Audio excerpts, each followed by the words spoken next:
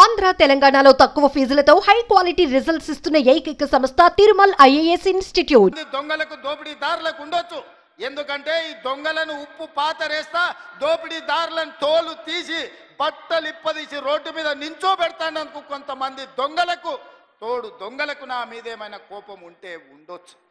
అంటే అన్నా అంటాడు హరీష్ రావు రేవంత్ రెడ్డి అధికారిక కార్యక్రమాలలో తిడతాడు ఎందుకని. ఆయన ఇవాళ మాట్లాడుతుంటే చంద్రశేఖరరావు గారంట తెలంగాణ జాతిపిత అంట. మిత్రులారా, ఇట్లా మాట్లాడితే ఇంకా నేను ఏదో ఒకటి అనకపోతే ఎట్లయితుంది మీరు చెప్పురు. జాతిపిత గురించి మీకు తెలుసు కదా. ఆ జాతిపితకు మందు వాసన పడుతుందా?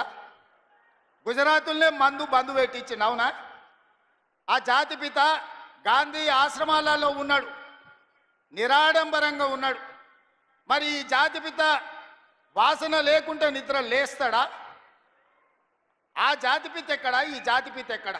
ఆ జాతిపిత ఎక్కడో చిన్న చిన్న దళిత వాడల్లో జీవితం గడిపితే 100 ఎకరాల ఫామ్ హౌజుల్లో ఈ జాతిపిత గారు ఉన్నారు. ఈయన జాతిపిత ఎట్లయితాడని నేను అడుగుతున్నా. అసలు పోల్చుకోవడానికన్నా పొంతన ఉండాలి కదా. పులిని చూసి నక్క వాతలు పెట్టుకుంటే వాతలతోని నక్క పులి అయిపోతుందా? ఉన్నది ఉన్నట్టు అసెంబ్లీలో మళ్ళీ చెప్తాను.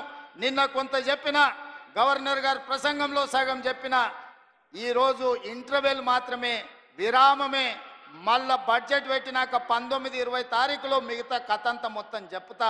రాష్ట్రంలో ఉన్న కేసీఆర్ చేసిన పాపాల చిట్ట విప్పుతా. మీరందరూ వినండి. ఖచ్చితంగా తెలంగాణ రాష్ట్రాన్ని బాగు చేద్దాం.